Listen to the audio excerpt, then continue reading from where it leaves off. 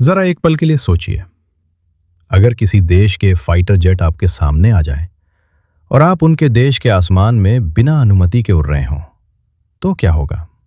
जून 1987 में भारतीय वायुसेना के कुछ पायलट बिल्कुल इसी स्थिति का सामना करने वाले थे। उनके सामने एक सीधा आदेश था, श्रीलंका के जाफना शहर के ऊपर जाकर राहत सामग्री गिरानी है। लेकिन असली बात यह थी कि श्रीलंका की सरकार ने इसके लिए अनुमति नहीं दी थी। यानी अगर वहां की वायुसेना ने भारतीय विमानों को रोकने की कोशिश की तो आसमान में सीधा सैन्य टकराव हो सकता है। और अगर एक भी गोली चलती तो ये सिर्फ एक मिशन नहीं रहता, ये दो देशों के बीच गंभीर संघर्ष की शुरुआत भी बन सकता है। ये कहानी है ऑपरेशन पूमालाई की, एक ऐसा मिशन जिसमें राजनीति, इंसानियत और सैन्य शक्ति तीनों आमने सामने खड़े थे। उस समय श्रीलंका एक भयानक गृह युद्ध से गुजर रहा था। सरकारी सेना और तमिल उग्रवादी संगठन LTTE के बीच लड़ाई अपने चरम पर थी।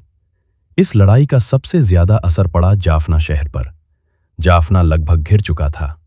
खाने पीने की चीजें खत्म हो रही थीं। दवाइयों की भारी कमी थी। हजारों आम लोग, बच्चे, बूढ़े, महिलाएं एक ऐसे शहर में फंसे हुए थे जहां हर दिन हालात और खराब हो रहे थे। भारत इस स्थिति को बहुत करीब से देख रहा था। खासतौर पर तमिलनाडु में लोगों के बीच गुस्सा और चिंता दोनों बढ़ रहे थे। लोग पूछ रहे थे, भारत कुछ क्यों नहीं कर रहा? दिल्ली में उस समय प्रधानमंत्री थे राजीव गांधी। उनकी सरकार के सामने एक मुश्किल सवाल खड़ा था। अगर भारत सीधे हस्तक्षेप करता है तो ये श्रीलंका की संप्रभुता का उल्लंघन माना जा सकता है। लेकिन अगर कुछ नहीं किया जाता तो हजारों लोगों की जान खतरे में पड़ सकती थी। कई दिनों तक बातचीत और कूटनीतिक कोशिशें चली। भारत ने श्रीलंका से कहा कि जाफना में फंसे लोगों तक राहत पहुंचाने दी जाए। लेकिन हालात ऐसे थे कि कोई साफ समाधान सामने नहीं आ रहा था।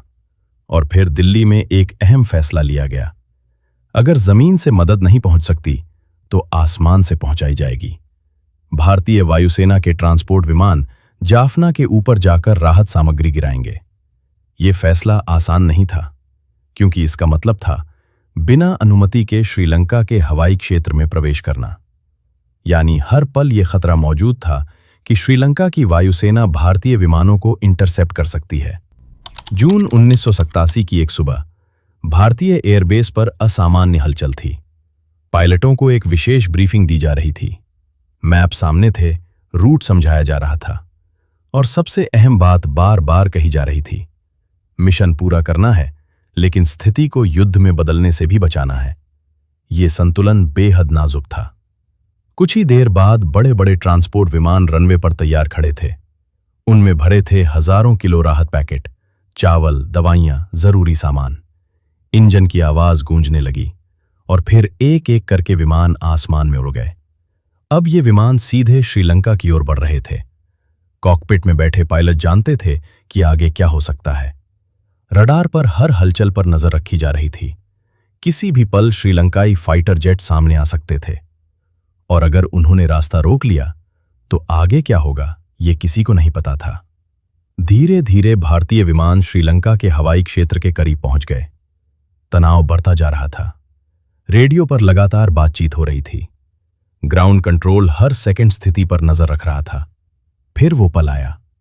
भारतीय विमान श्रीलंका के हवाई क्षेत्र में प्रवेश कर चुके थे। अब वे जाफना की ओर बढ़ रहे थे।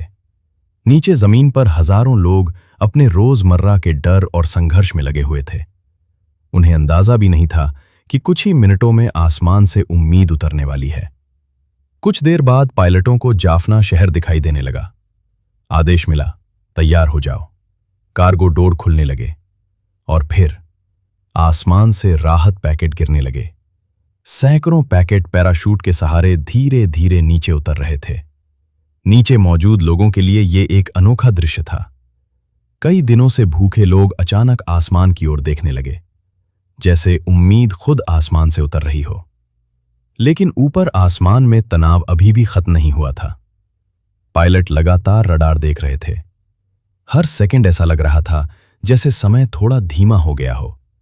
कहीं से भी श्रीलंकाई जेट आ सकते थे, लेकिन राहत सामग्री गिराने का काम पूरा हो गया। अब सबसे जरूरी था सुरक्षित वापस लौटना। विमान मुड़े और भारत की दिशा में उड़ने लगे। कुछ मिनट बाद वे श्रीलंका के हवाई क्षेत्र से बाहर निकल चुके थे। मिशन पूरा हो चुका था। ऑपरेशन पूमालाई सफल रहा। लेकिन इस मिशन की गूंज यहीं खत्म नहीं हुई। इस घटना ने पूरे क्षेत्र की राजनीति बदल दी। ये एक साफ संदेश था, भारत अपने पड़ोस में हो रहे मानवीय संकट को अनदेखा नहीं करेगा। इतिहास में यह मिशन इसलिए खास माना जाता है क्योंकि इसमें गोली नहीं चली, लेकिन जोखिम उतना ही बड़ा था जितना किसी युद्ध में होता है।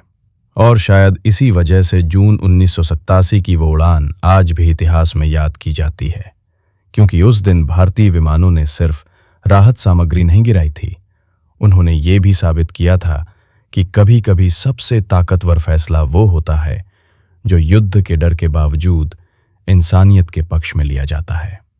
अगर आपको ऐसे ही अनसुने इतिहास के सच जानना पसंद है तो वीडियो को लाइक करें और चैनल को जरूर सब्सक्राइब करें, क्योंकि इतिहास की सबसे दिलचस्प कहानियां अक्सर किताबों में नहीं, आसमान में लिखी होती हैं।